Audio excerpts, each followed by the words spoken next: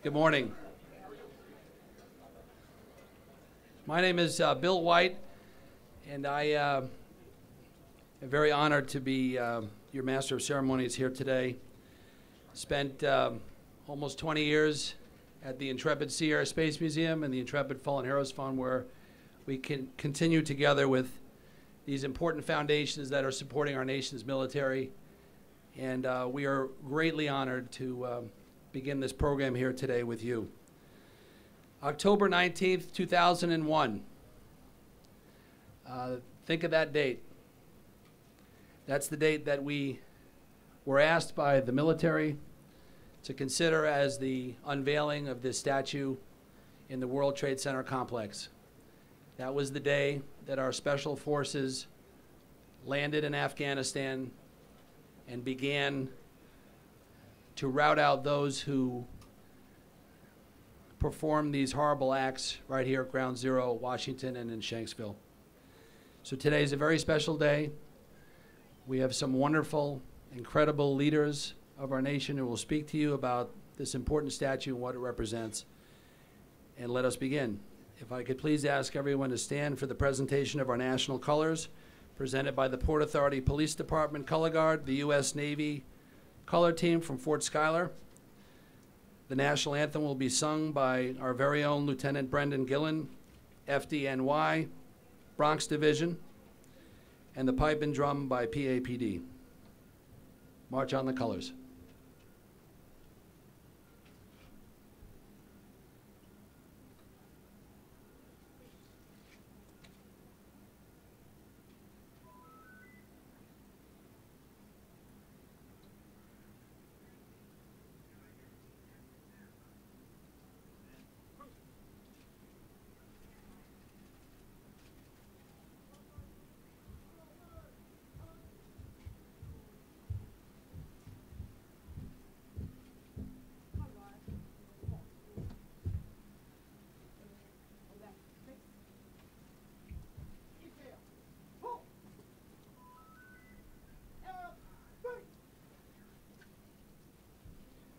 Oh, say, can you see by the dawn's early light what so proudly we hail at the twilight's last gleaming, whose broad stripes and bright stars through the perilous fight o'er the ramparts we watched were so gallantly streaming, and the rocket's red glare, the bombs bursting in air, gave proof through the night that our flag was still there.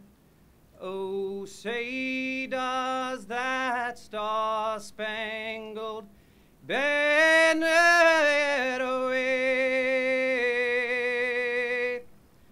o'er the land of the free and the home of the brave.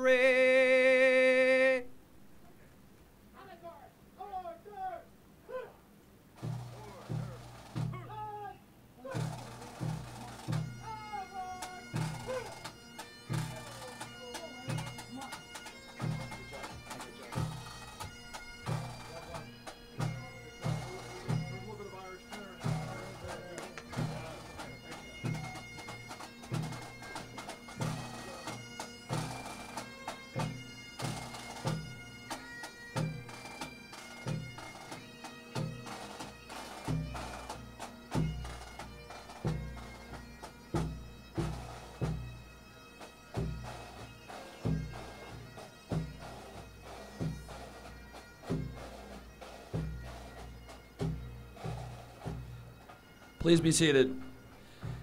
If we could, a big round of applause for all of our military participants. They did a great job.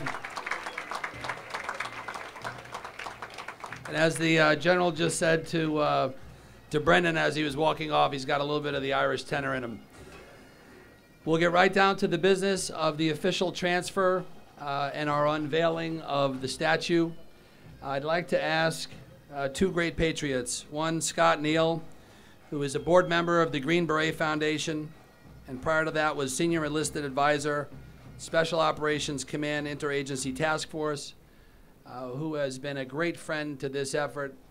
The folks we will talk about shortly were able to raise this incredible amount of money. The Green Beret Foundation was gracious enough to be the vehicle through which we could accomplish this quickly. And it will be transferred to Mr. Vince McGowan, who many of you know. See Pat Galtieri here in the front, who run the Veterans Day Parade, the United War Veterans Council. Vince is a great American hero. And just say one quick word about Vince and the United War Veterans Council. As you know, the parade is coming up in a couple of weeks. It's going to be the biggest, best ever. We are able to say this, that Vince and Pat were able to secure Fox, My 9 is going to be on TV nationally in 40 million homes. The New York City Veterans Day Parade is going to be national for the first time in 60 years. And that's going to be pretty cool. And it was pretty cool that Vince McGowan and Pat and Harvey Bagg and the leadership of the United War Veterans Council welcomed this statue in its parade last year on 11/11/11. It led the parade up Fifth Avenue, and it's because of Vince's leadership, among the others on the stage we will thank, that this is happening today. So Scott, over to you, sir. Thank you very much. As a man that's little on words in the Green Beret Foundation that represents the quiet professionals, thank you very much. Thank you for your service, Scott.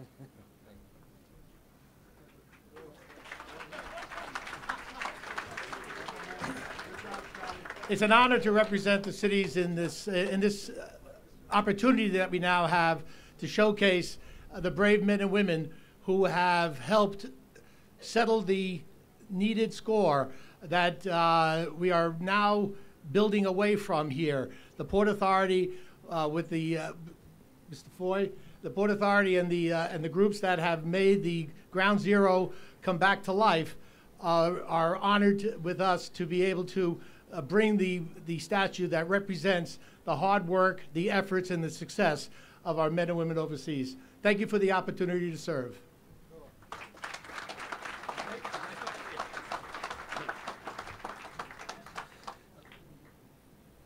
I'm going to take your duties, Vince and Scott. If we could please unveil the statue for all of the world to see. And any of the stage guests who'd like to see this, I will get out of the way.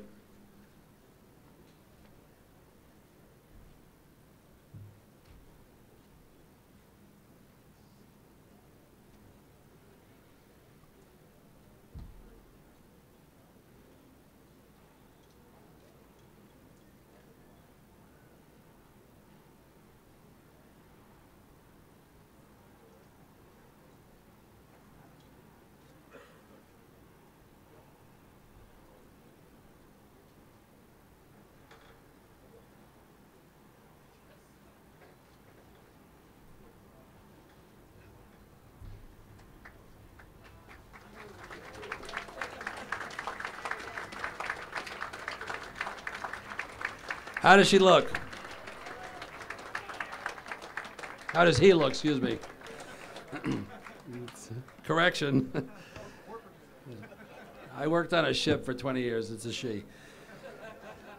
Ladies and gentlemen, to tell you about this great statue, we have the sculptor himself. No relation to our great Mayor Mike Bloomberg, who has been very supportive with his administration for this today. We have Dow Bloomberg. And I just, before we come up, Dow, wanted to recognize in the audience some folks, General Mulholland and John Brown and others that have led this way, John DeRosa, great Americans. This is an email this morning from a Port Authority employee to us. When I see it in its location, I truly feel it is in the best location in the world, with One World Trade Center behind it. It is truly an amazing view to have the building in the background and the horse soldier watching it over. I am proud to have been part of this important journey. Here with us from Israel are 20 members of the Israeli Special Forces who represent Hope for Heroism, and we want to recognize and thank them for being here today. Shalom, shalom. One of the great leaders of our United States Army, former Vice Chief of the United States Army, 4-star General, and a great American, great friend, General Jack Keane. Sir, welcome.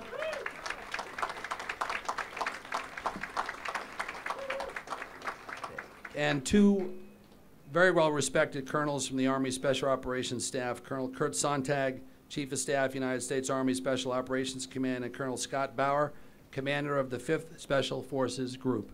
Colonels, welcome.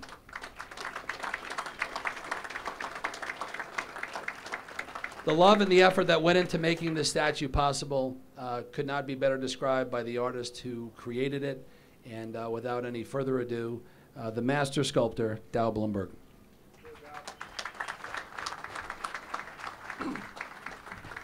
Thank you. Thank you so much.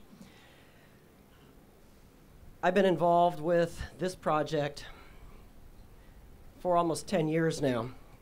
10 years ago, I created the small version of that, and I began to meet special forces and special operations personnel all around the country, visited my studio, broke bread with my family in our home, and I heard story after story after story of courage and heroism, professionalism, dedication, and sacrifice from them and their families.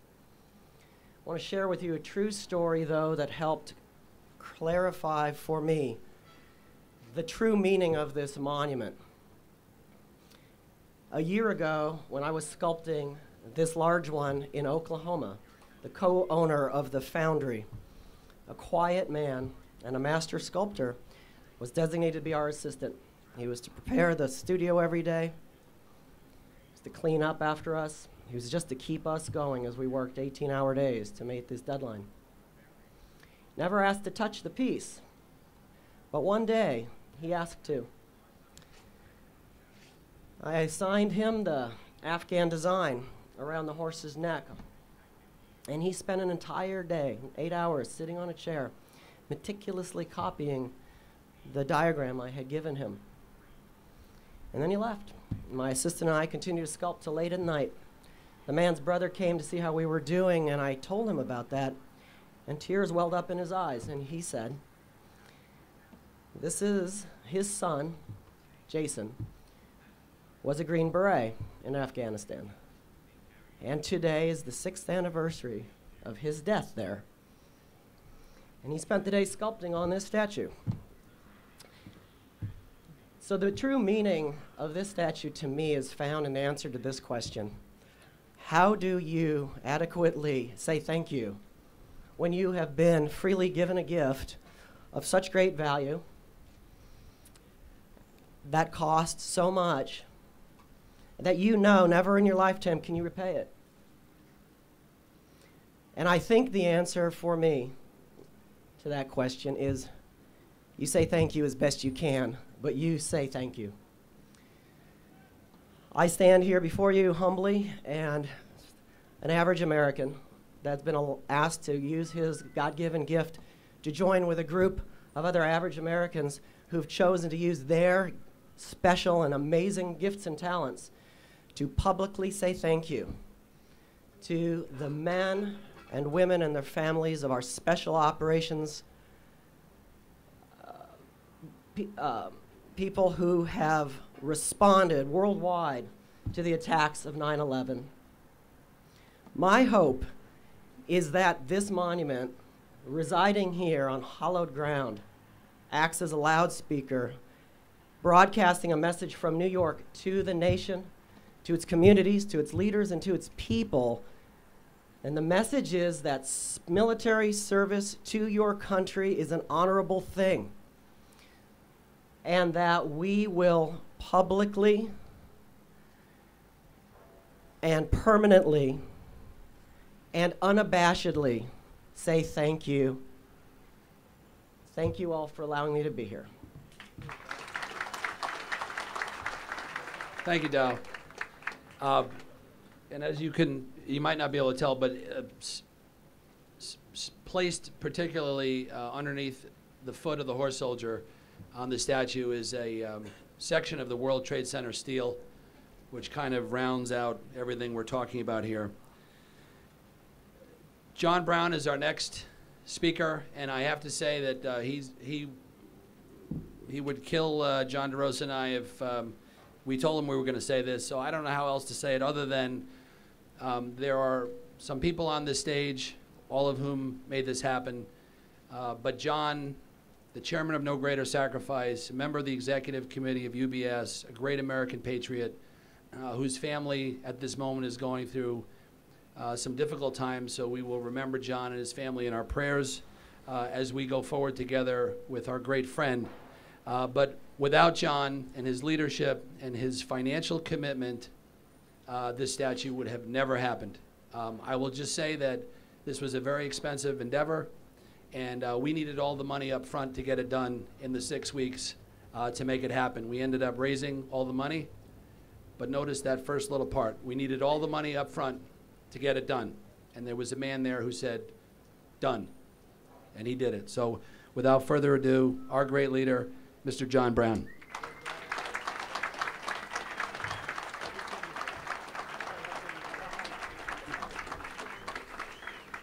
Thank you. And no, I did not expect it to say that. This horse soldier statue tells an important story. It's one that had to be told. And it's also one that these brave warriors would not tell themselves, these quiet professionals. That duty and honor fell to others. I'm proud to say that a group of New Yorkers led this mission to tell this story through this statue. The idea to commission the statue started as a conversation in Fort Bragg. The Horse Soldier Project was accepted as a patriotic duty to complete. But ensuring that the renamed America's Response Memorial be built and placed here today became an act of love and respect for all involved. There is no more fitting place that this memorial be placed than right here on this hallowed ground where their mission began. A permanent connection between the FDNY, the NYPD, the Port Authority Police Department, and the Special Operators was born during those dark days of September 11th, 2001, and was cemented by a shared strength and honor. This connection is memorialized by the writer who depicts the quintessential Special Forces warrior that portrays the physical and mental toughness, strength, and determination that these brave men rode into battle with.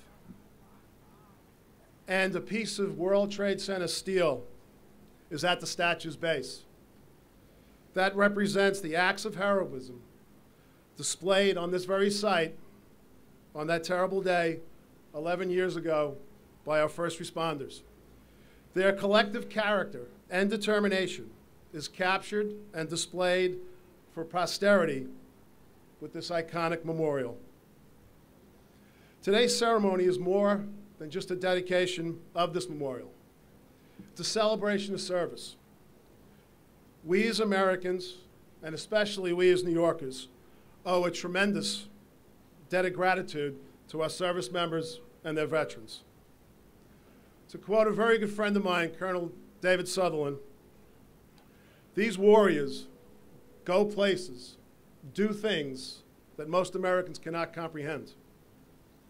We can never forget those who've given and continue to sacrifice in Iraq and Afghanistan, and those who gave up their future so we can be free today. We, those who have benefited from their sacrifice, must capture the duty and spirit of the horse soldiers. We must work to enable returning service members, veterans, their families, and particularly the families of the fallen, to transition and integrate back into a grateful society. So this dedication is not to commemorate any one branch, any one soldier, any one battle, or any one attack. But this memorial represents the preservation of the potential greatness that exists in all of us. Strength and honor. As we progress on how this got done, finding a location, discussing that all with the powers that be in this great state and this great city, as you can imagine, the word is bureaucracy. But I have to say one thing, there wasn't any of that for this statue. And I think that deserves a round of applause. There was no bureaucracy in the way. And that's because of the leaders on the stage. And one of those is a great patriot. He's got many significant titles. It's pouring rain. He's the co-chairman of the Intrepid Museum. He's the chairman of Business Executives for National Security.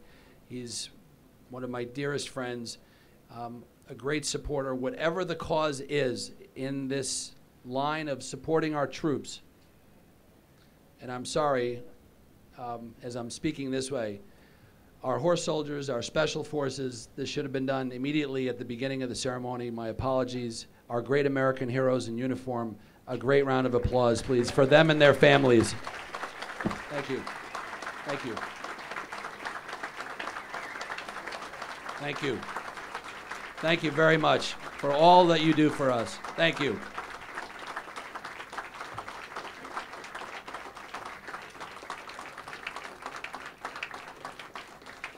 And so to figure out a location, who do you talk to? Real estate is about, what are the three words? Location, location, location. Mr. Bruce Moser, the chairman of global brokerage at Cushman & Wakefield, who, if you ever need a location, he is the guy to talk to. And Bruce, we love you. Please come up.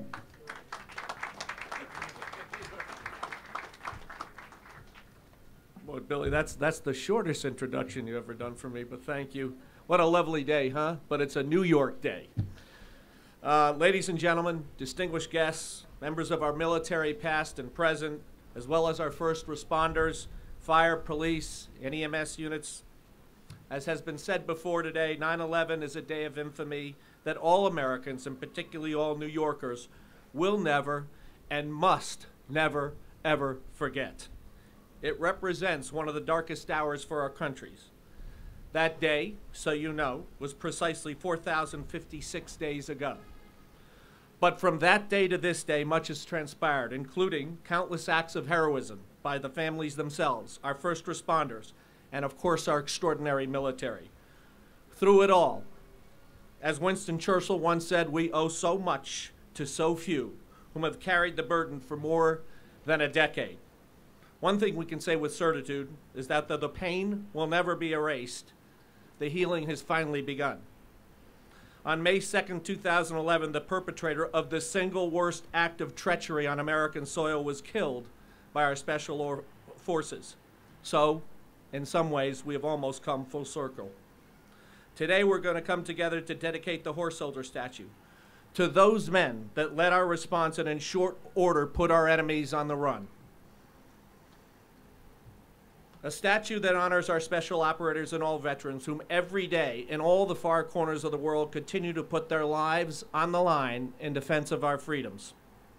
From this day forward, all of those whom have served so selflessly could come here to this very spot and remember their fallen comrades and all those who volunteered to fight this battle of 9/11. So for this, we owe a deep debt of gratitude to our governor, to the Port Authority, and many others, including Brookfield Properties, who allowed us a temporary home when we were so desperately in need of a place. A special thanks to John DeRosa, John Brown, Georgette Mossbacher, the incomparable Bill White. And I'm going to pause for a moment. Every mission, folks, needs a leader. Our leader was Bill White. Bill, thank you so much for all that you do. I also want to thank John Zuccotti and many others, especially the Green Beret Foundation, the United War Veterans Council, and Vince McGowan, without whom this statue could not and would not have been built.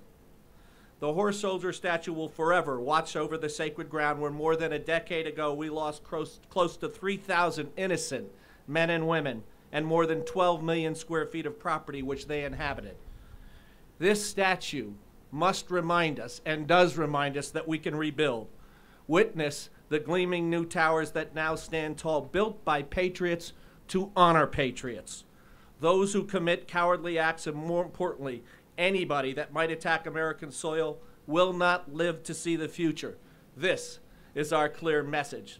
And as John F. Kennedy said, let every nation know, whether it wishes us well or ill, we will pay any price, bear any burden, meet any hardship, support any foe, oppose any foe, to assure the survival and success of our liberties. Or, as I like to hear, Secretary Leon Panetta said more recently, no one attacks the United States of America and gets away with it.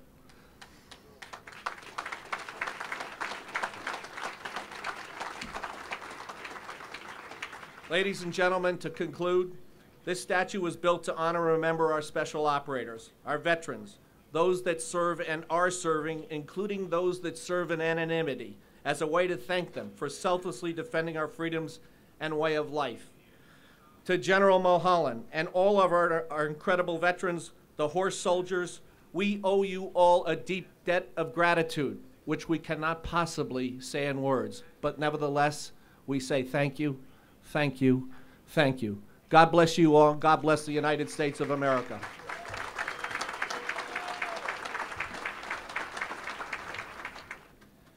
Ladies and gentlemen, when we first were introduced by Bruce to Mr. John Zuccotti, many of you here might not have known that name until some other things happened, but which we could talk about later. But what happened with us was Mr. Zuccotti, who is a great leader in the real estate world of New York, one of the great minds and great civic leaders in New York, also happened to be a World War II Army veteran. And again, when he said no bureaucracy, I mean, he literally said, meet you at a place called Zuccotti Park, 2 o'clock. And we went to that place. I didn't even know where Zuccotti Park was. Everybody knows where it is now. And he said, that's where we're going to put the statue. And that was it. We had a place to put the statue. And that's Mr. Zuccotti's park, and that's where the statue was going to go.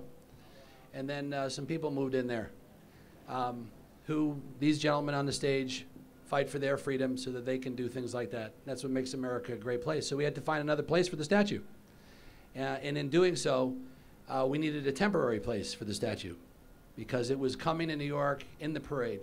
And Mr. Zuccotti and his partners, Rick Clark, Mitch Rudin, who I'm about to introduce, said, we'll take it, no problem. We'll take it twice because we needed a place to have a ceremony with the Vice President of the United States, and that was in the Winter Garden. But they're doing construction on that now, so we had to move it over to the One World Financial Center. And he said, we'll take it there. And there were bills to keep moving this statue around, big bills, hundreds of thousands of dollars, hundreds of thousands of dollars. And Mr. Zuccotti and Mr. Rudin said, no problem, we'll take care of it. No problem. It's amazing. That's how this thing got done. Ladies and gentlemen, our great partner, our friend, the president and CEO of Brookfield Properties, and a great American, Mr. Mitch Rudin.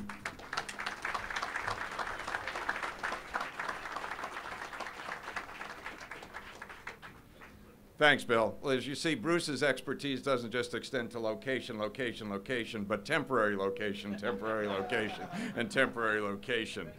And actually, to show his drive and persistence, he called me 3 weeks before I joined Brookfield, because I've just only been there about 15 months, and said, Mitch, we have to get this done. You have to talk to your about to become partners, because this is essential, and we did.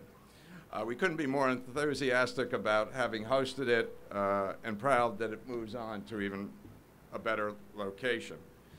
We held the dedication ceremony last Veterans Day in the Winter Garden, as Bill indicated, just across West Street. And so instrumental in making that happen was my colleague Sabrina Canner, who sits over there, who oversees our construction and design department. And that was another structure that was heavily damaged on 9/11 and rebuilt to its original grandeur by Brookfield. John Zuccotti, our leader and co-chairman, as Bill indicated, a military veteran and one of New York's greatest civic leaders, spoke at that ceremony, as did Lieutenant General Mulholland, who of course is here with us today. Following the ceremony, our employees, my colleagues, were eager to do everything they could to provide a proper home for the statue, offering their time and resources to ensure it could be admired by office workers, visitors, and New York City residents. Accordingly, the statue was on display in our entrance lobby to One World Financial Center. Looking over that statue on a daily basis was one of our newest employees, Andrew Sampson. Andrew is over there, who previously served overseas as the member of the military, and he's here as I indicated. As was Andrew, wave. Thank you. As was discussed in the presidential debate earlier this week, we at Brookfield fully understand the importance, the duty, and the absolute obligation of corporate America to provide employment opportunities for our brave young men and women when they return home after having done so much for us. We are committed to doing that, we continue to do that, and we are focused on that. So on behalf of all of my colleagues at Brookfield, thank all of you for letting us be part of this dedication. The statue is a symbol of the bravery, patriotism, and collective resolve of all of those that have risked their lives to ensure our freedom. And we will cherish it now in its new location, just as much as we cherished it when it was in our home. Thank you.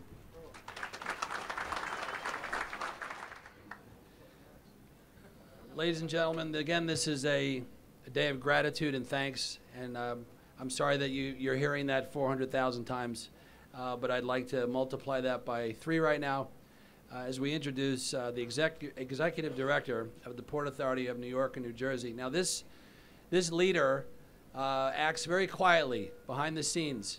He is stealth, as the military says. They are the quiet professionals. Pat Foy is truly a great American, a great New Yorker. Can you imagine having the responsibility of what is to my right, and that all eyes around the world are focused on that? The leadership, the courage, the determination to get this World Trade Center done could be under no finer New Yorker than Pat Foy. And I would just say that in our dealings with Pat, again, there has been nothing in the way. And I just have to say that that doesn't happen all the time in New York, and it just doesn't happen.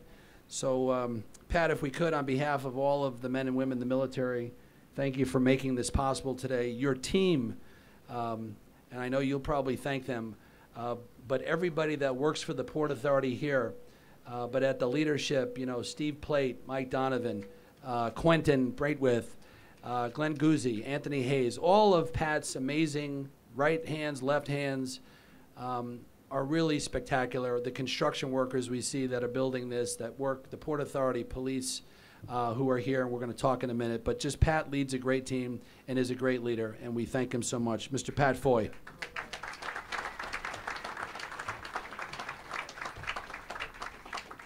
Lieutenant Governor Duffy, General Mulholland, Secretary Sheehan, honored guests all.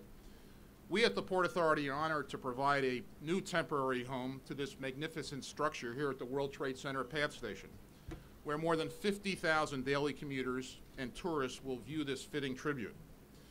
This statue deserves a place of honor, and it's wholly appropriate for it to stand so close to the scene of the 9/11 attacks, in which 84 members of the Port Authority family, including 37 members of the Port Authority Police Department, were among the nearly 3,000 people murdered that day. The book Horse Soldiers tells a riveting story of the heroism of then Colonel, now General Mulholland, and his men in Afghanistan in the days following 9/11. As we honor Special Forces today and all veterans who have fought valiantly in Afghanistan, Iraq, and all wars, I also want to acknowledge the dozens of combat veterans who work right here on this site, lending their expertise and toil to rebuilding the World Trade Center site. We're proud at the Port Authority to provide work to returning veterans, and we're especially honored that they've played such an instrumental role here. USA Today featured a story last year about combat veterans on the job at the World Trade Center just before the 10th anniversary of the attacks. One veteran working on this site also told the paper that the new construction is a symbol of why we went to war.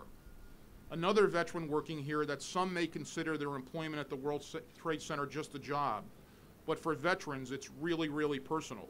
It runs deep. It does for us too at the World Trade Center. And on behalf of the people of the World Trade Center and my colleague Steve Plate and Glenn Guzzi and everybody who's involved in bringing the horse statue here today, we offer our thanks and gratitude on behalf of Governor Cuomo, Governor Christie, and Lieutenant Governor Duffy. Our thanks and gratitude to veterans everywhere. All those here today, those who could not be here today, and those overseas today fighting for our freedom. And we're proud to honor them with this rededication today. Thank you.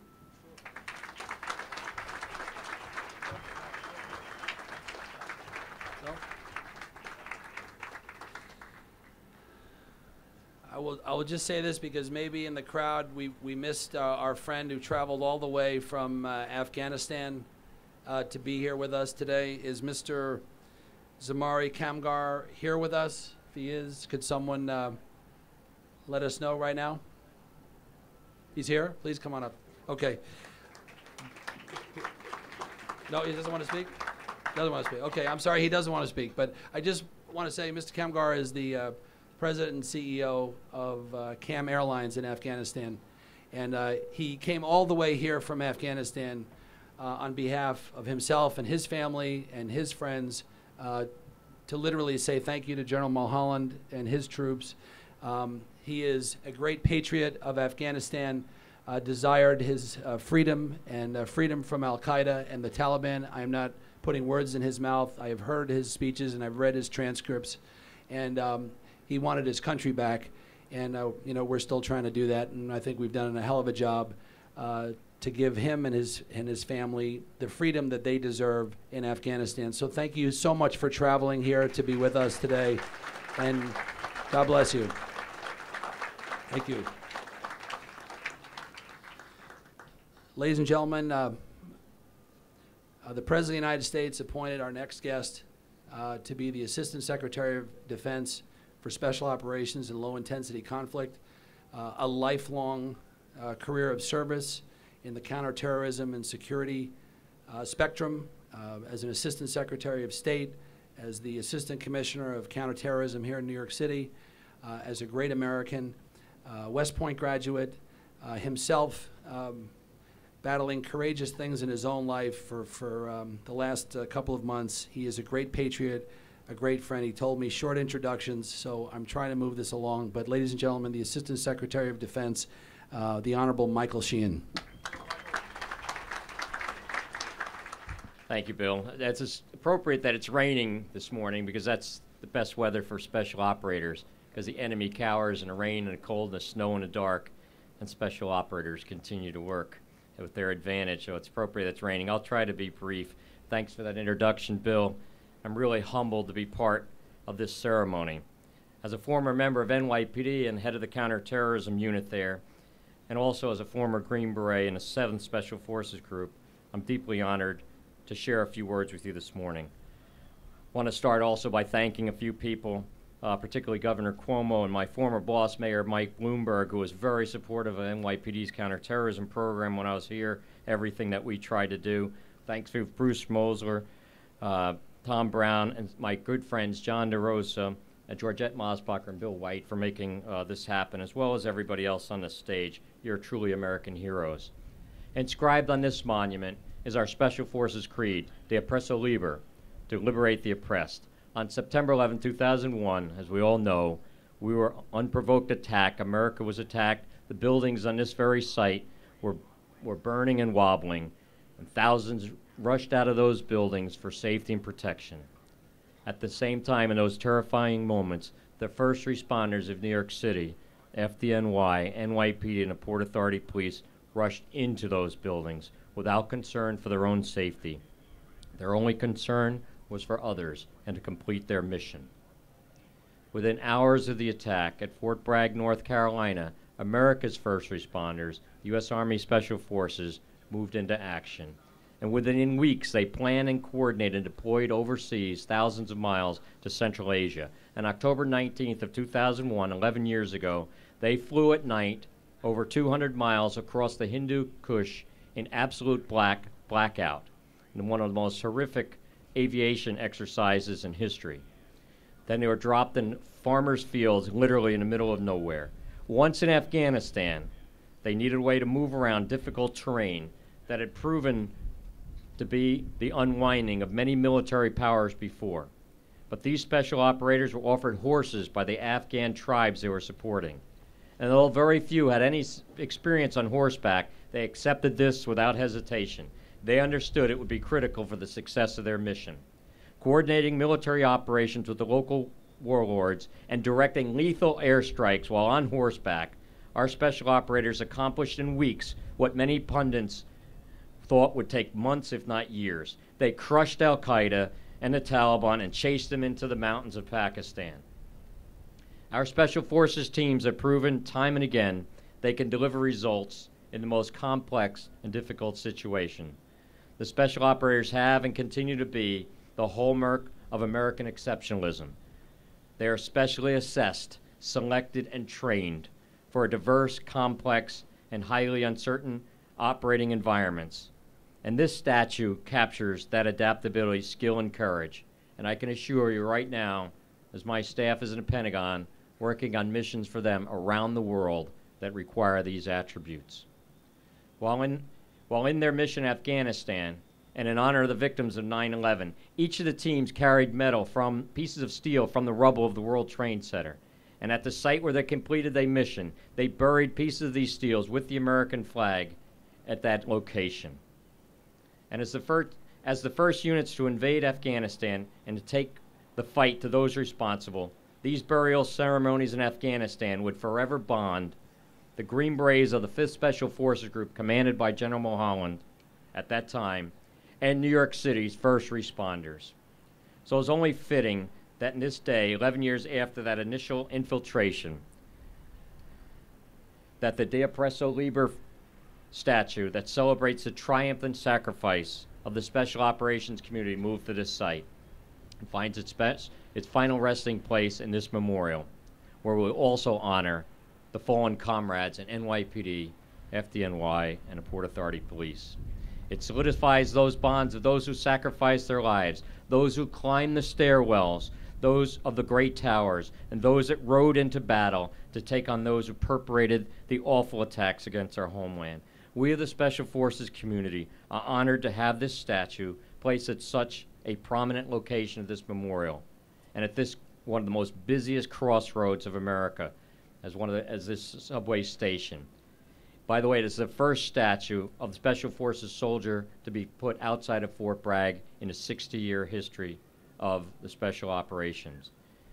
And I hope this statue serves as a reminder to people to take a moment to reflect when they pass by this statue of the enormous sacrifice that so many have made since 9/11, especially the victims and their families and the first responders. And perhaps one or two young men or one or two young boys, upon reflection of this statue, will decide that one day, too, that they will make the commitment to join the Green Berets and dedicate themselves to protect our great country. Thank you, and God bless America, and God bless America's Green Berets.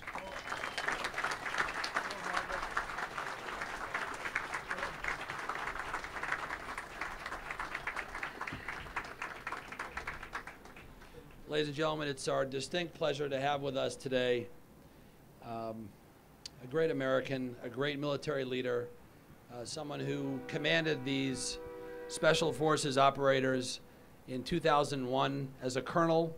The president dispatched him and the team into Uzbekistan, where they launched into Afghanistan, and the rest is history. He was a colonel then. He became a brigadier general, a major general. He's now a lieutenant general, and that's 3 stars in the military. And he's 5 stars to us. He is a great American.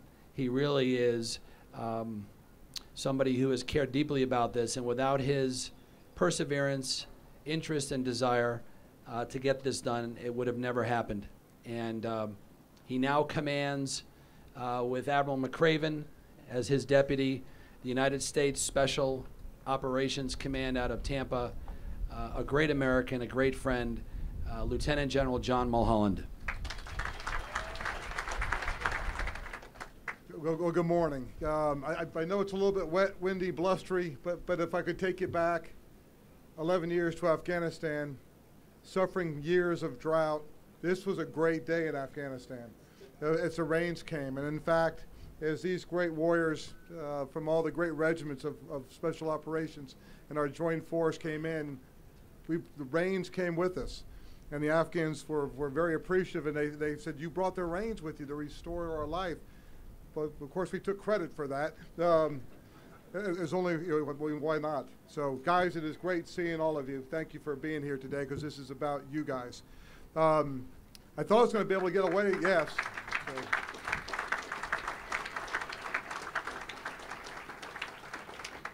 And Tamari, thank you for being here, all the way from Afghanistan. You know more than anybody what this is about. You in New York, Washington, Pennsylvania understand this better than anybody. I thought I was going to be able to get away with some stuff here, but then General Keane shows up, and now I got to watch my P's and Q's. Sir, it's great seeing you. Another great Irish American there, sir. Thank you for being here. So, did I kiss the ring there? Am I good? So, Sal, thank you. A couple of thanks. First, Lieutenant Governor Duffy, Secretary Sheehan, a great Green Beret, Pat Foy, John Brown, Mr. Mosler, and Mr. Rudin. Thank you for this opportunity. It is extraordinary. This is 9-10 years in the making for us. This has been a work of passion to see this day come about here, and there's so many folks to thank. Some that you haven't heard of yet, and I've got to mention some. First, there are 2 men here today that it is absolutely, without exaggeration, true to say, if it weren't for them, this would not have happened. And that is John Brown and Joe Hickey over here, 2 great Americans.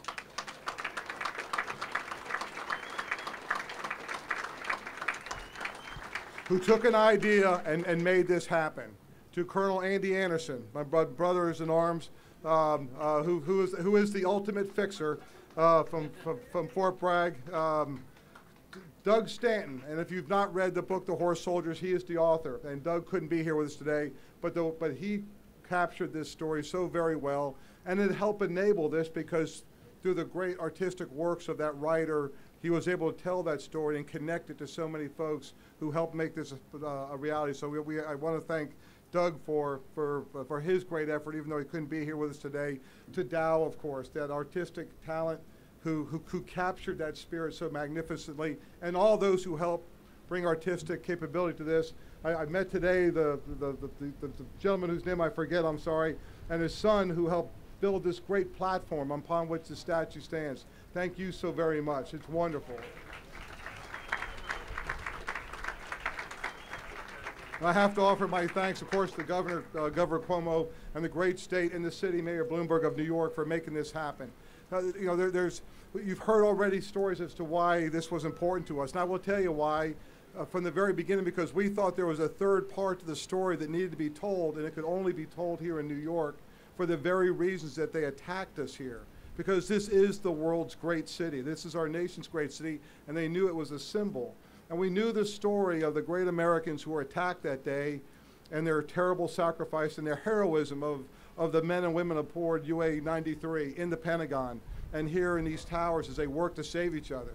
We know the second great story, the incredible heroism of our firefighters, our police, our Port Authority police, men and women who rushed into death traps because it was their duty and they knew it had to be done. And then there's that third story, though, and that is what our nation did in response to those bastards who attacked us that day. And that is what this statue represents. that if you attack this nation, you do so at your peril, that we will come find you and you will pay. And oh, by the way, we will try to bring the freedoms that we enjoy in this great land, this blessed land, to those who suffer oppression, our brothers and sisters in Afghanistan who have known 3 decades of warfare and the oppression of the Taliban regime. And you don't have to ask me about it. You can come talk to our good friend, Mr. Kamgar, to tell you that. This had to be done. And there's only one place in the world it could have been, and that was here at New York. So I want to express on behalf of all of us, the great regiments that took part in that great fight, the men of the Green Beret, the Night Stalkers of our 160th Special Operations Aviation Regiment, who fly the most perilous, dangerous missions in the world, the guys who delivered SEALs to the target in Abbottabad to take out bin Laden. They didn't walk there, they flew in the backs of these great helicopters flown by these great aviators or Air Force special operators. All of this team that came together are brothers and sisters from the CIA who we are working with side by side, some of whom are sprinkled in here today. And the great work they did, the incredible team that our nation brought together to go take on this enemy who so cowardly attacked us, and that we continue that fight to this day. And so to the people of New York and to the firemen, the firefighters, the policemen, this is your statue too. This is for you. This is to tell you, this is to remind you that we are with you. That this American team, this great land we have, this is what we will do. This is the part we play for you. So that for those mothers and fathers and brothers and sisters who lost loved ones on this hallowed ground, this is to let you know we did not forget. A good friend of mine, who I should not name, a fellow Special Forces officer working for CIA, is a long New York family here. And his a family of firefighters. And he had 2 pieces of steel from the ruins as we met together in Uzbekistan. And he was taking his piece of steel from this hollowed ground, and he was cutting it into small pieces. And he was taping it to the nose cone of Hellfire missiles. So every time one of those missiles went into those sons of bitches, a little bit of New York went with them.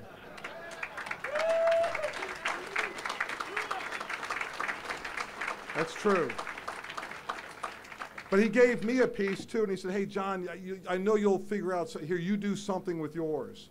And I thought about it, and as you've heard the secretary say, we cut that up, and I gave one to every one of my teams. Because rest assured, as we were prosecuting those operations in those early days when we knew nothing, we understood our responsibility to the people of America, the people of New York, D.C., and Pennsylvania. We carried that with us.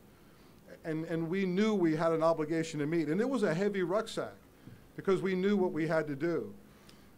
And I asked them to bury those pieces of steel, and they did that and have a little ceremony. Of course, they're fighting, so it wasn't an elaborate ceremony, right? But to send us the coordinates so that we could build these maps that we could bring back to the firefighters, to the police, and to the Port Authority. And we call it the World Trade Center burial memorial map, so that they knew that we hadn't forgotten. We knew while we were there. And that we knew and they hang, and Sal and the Port Authority and the police all have those maps, so that I wanted people to know we were connected. This was important to us, and it had to be done. So this is not just ours, and it is. This is yours. This is ours collectively. And I hope that every day as the people of New York and the people of America and the people from around the world walk by this, they will know the totality of the story. And at the end of the day, the bottom line is, if there's any of them in that group who are thinking twice about doing something, that they friggin' take a second pause, because we will come get you. And we will friggin' find you. So I ask you today, and these great businessmen, and this would not have happened without the great people of New York. Remember our men and women in harm's way this day, because the fight continues. Our brothers from Israel are here. They know. The fight continues, right?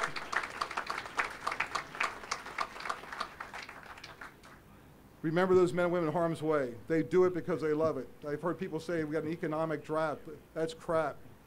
Our men and women downrange do this because they love it. They love this country. They know why they're there. There's other things you could do besides getting shot at and blown up, believe me. So remember them. Remember our fallen and the families of our fallen. And remember those men and women who've been wounded, whose lives have changed forever, and who struggle to regain a new normalcy. Remember them in your thoughts and prayers. May God bless America. May God bless this great city. Strength and honor, Dea Presso Liber.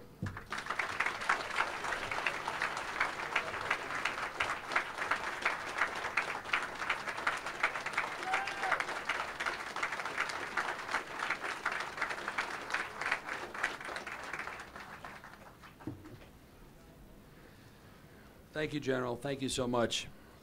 Ladies and gentlemen, from the top to everywhere in between, we have had the support we've been thanking everybody for today.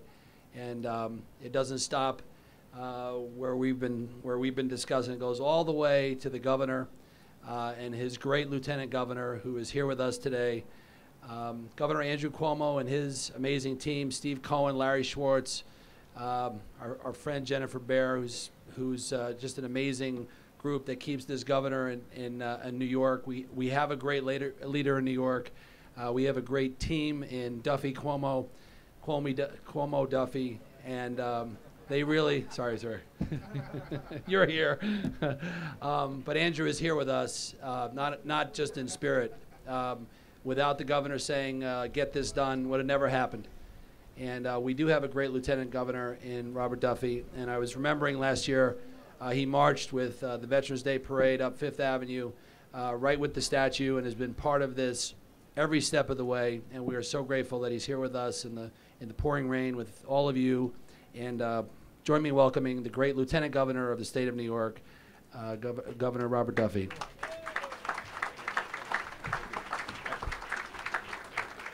I will be very brief. I'm honored and privileged to be here on behalf of Governor Cuomo. I want to thank Bill White. I want to thank Pat Foy, all the speakers, all the supporters who have made this happen. I especially want to thank Assistant Secretary Sheehan and especially General Mulholland. Nobody could say it better than the General. What he said, I think, really reinforced how we all feel. This is an incredible tribute that is here, and this beautiful statue on this hallowed ground supports the men and women who responded after 9/11, who went to Afghanistan, who defended our country, who avenged the deaths and the murders across the street. And it gives me great pride to be here and be part of it today. What I want to do is just say thank you. I want to say thank you to the General and Assistant Secretary, to all the men and women, to the horse soldiers who are here, all the special operations soldiers, all branches, every single branch of the military, active, reserves, retired, those who have lost their lives. We just want to say thank you. This statue really encompasses your great service. We have the greatest military in the world. And the military not only is known for its courage and its bravery, but also to give hope to people across this globe who are being oppressed. And what you do every day and how you serve is something that just really can't be thanked in mere words. Just 2 points, and I'm going to stop and I'm going to sit down. First of all, I had the honor to go to the beaches of Normandy about 4 years ago, go to the gravesite of those soldiers that invaded Europe in 1941 to liberate France and Europe. And at that gravesite, the memorial, there was an incredible time at that point that we had probably about 30 or 40 soldiers, men and women, who were there, I believe from Fort Hood, who were all part of soldiers who suffered horrible wounds. It was just some of the most horrific wounds, lost limbs, terrible burns. They suffered them in Afghanistan and Iraq. And when you listen to loss of life and the sacrifices, it just hit home the men and women who still walk our streets today who are home or in the service. They carry the pain of those terrible wounds for their service, and it really reinforced just how special these people are. And I want to thank you for that. And the last thing I will say is this. I'm a son of a World War II veteran, an 89-year-old man who served his country in World War II. And for those veterans and what you've done for this country, this state, this city, but especially our country, everything we do. We get to worship what we want to worship. The media gets to write what they want to report. People can protest. It was mentioned in Zuccotti Park. Every protester who goes out should get down and genuflect to the veterans of this country. They could not protest without what they've done. These men and women, the sacrifices that have been made, we cannot do those things. They cannot go out with those who went before to fight and give their lives for those freedoms. We are eternally grateful. We thank you. We thank you for what you've done. May God bless you and keep you safe. God bless America and God bless our military. Thank you. Ladies and gentlemen, as we move to lay the laying of the commemorative wreaths at the foot of the statue, we have some very special people who will do that, and I want to introduce them to you now. There will be a 21-gun salute, so anyone who didn't expect gunfire here, we've cleared that with Superintendent Fedorko and Chief Ryan. And there will be taps played, which is a moment where we honor all those who are fallen, and we take a moment of silence. We have a very special guest here. I was just confirming his attendance now, and the first American that was killed in Afghanistan on November 25th, 2001, was Mike Spahn. Mike Spahn was a paramilitary operations officer. You might remember him as interviewing the American Taliban on that video, John Walker Lind, bringing him to justice and the others who were part of the Taliban and Al-Qaeda there. And several hours later, after that video was shot of him being interviewed, of him interviewing the American Taliban, he gave his life in Afghanistan. And his father, John, is here with us today. And we could think of no finer American family to honor at this special memorial than the Spahn family. And I just want to ask you to please welcome him warmly for his sacrifice and his family's sacrifice. Thank you, John. Sir. Thank you. Right here, ladies and gentlemen. John, you just raise your hand there, please. Thank you.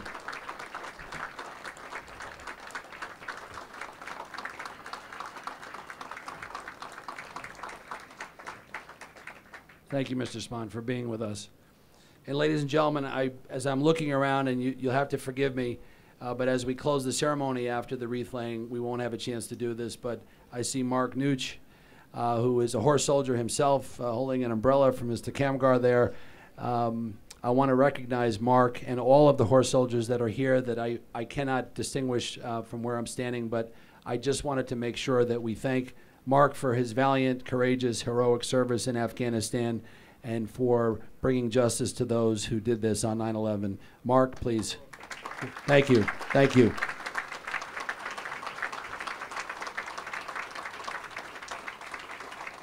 Ladies and gentlemen, $750,000 in 6 weeks was raised for this statue, all privately funded. There's some famous folks in that, like Gary Sinise, as a great American, Jerry Bruckheimer, the incomparable, the amazing, the one and only, one of my best friends, Brian and I, best friends in the world, Mrs. Georgette Mosbacher, and I know she's here, and she is a great American patriot.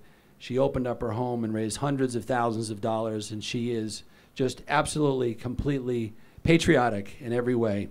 And aside from her being, you know, the husband, the wife, I'm slipping all those up today, the wife of Bob Mosbacher, George Bush's Secretary of Commerce, great businesswoman, and she helped get this done. So please join me in welcoming those folks here, and I just have to do this. Chris Gutilia, Jason DeAnker from Academy, I see John Fitzpatrick. Anybody that donated to this statue, could you please just raise your hand for a moment so that I can see you from here and everybody else who can see. Mr. Valentine, Navy SEAL, significant contributor. I can't see anybody else, but please, a round of applause for making that happen. God bless you, and thank you. Thank you. If I could please ask the great fire commissioner of the city of New York, not an Irishman, Salvatore Casano, to please rise and join the superintendent of the great Port Authority Police Department, retired Marine, former New Jersey PD State Police Superintendent Mike Fedorko, to please rise and join Mr. Zamari Kamgar and Mark Nooch to lay the first wreath at the base of the horse soldier statue, signifying exactly what it is, our first responders and those we went to help following.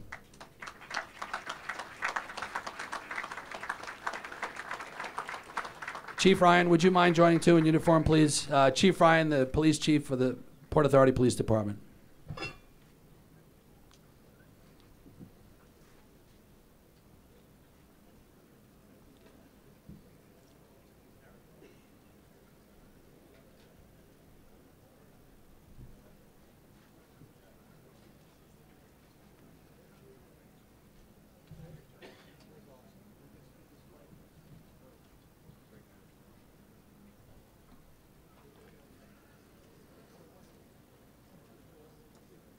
Gentlemen, if you wouldn't mind just for a quick photo, our space is confined there, so we'll do one wreath at a time. This one representing our first responders.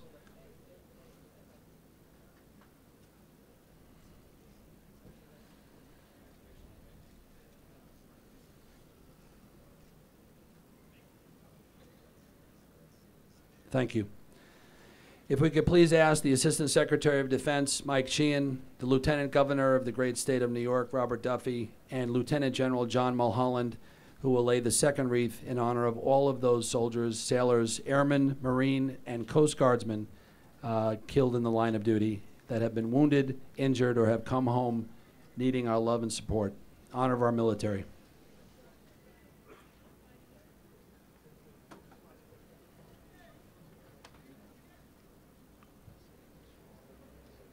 Oh, I'm sorry, Pat Foy, too, I'm sorry, forgive me. Pat Foy, our Executive Director of the Port Authority, forgive me.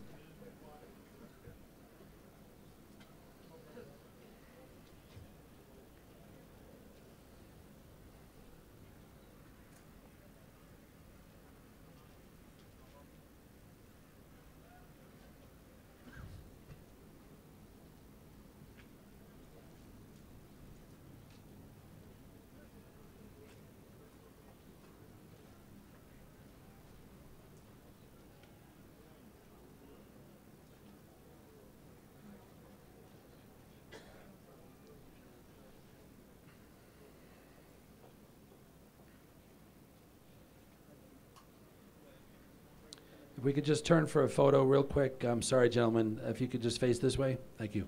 One photo real quick. Sorry.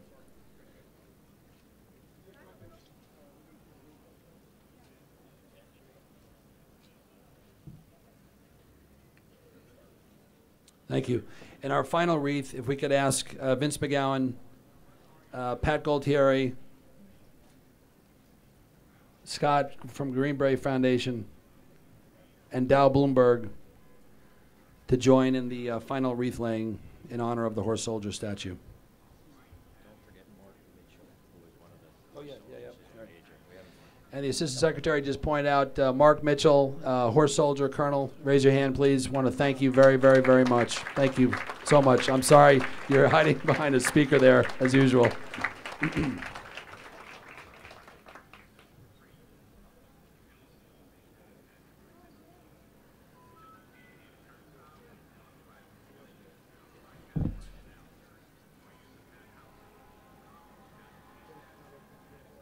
Our sculptor, the United War Veterans Council, who will care for this statue, and the Green Beret Foundation. Thank you very much.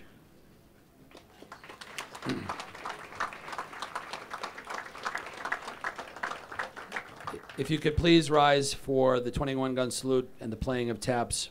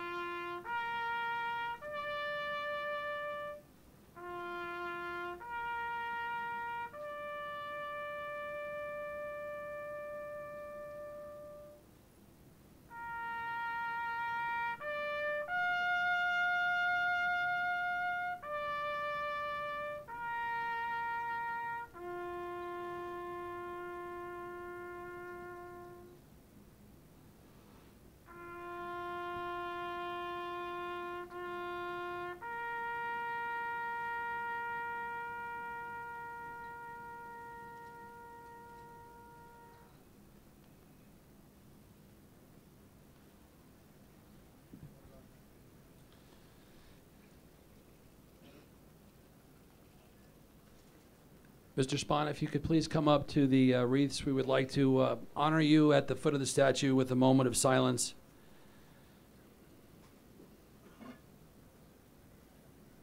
Joe Mulholland, if you wouldn't mind, please, sir, just joining Mr. Spahn. And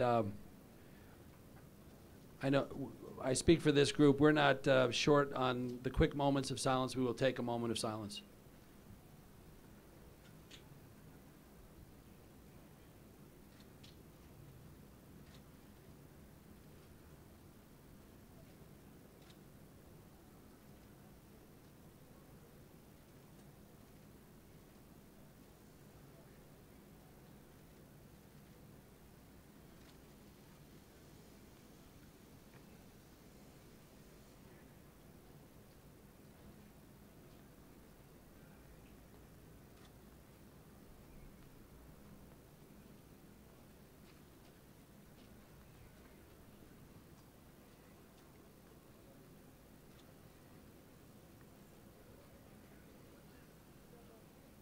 Thank you, Mr. Spahn, for being with us here today and representing all those that have given so much for our country.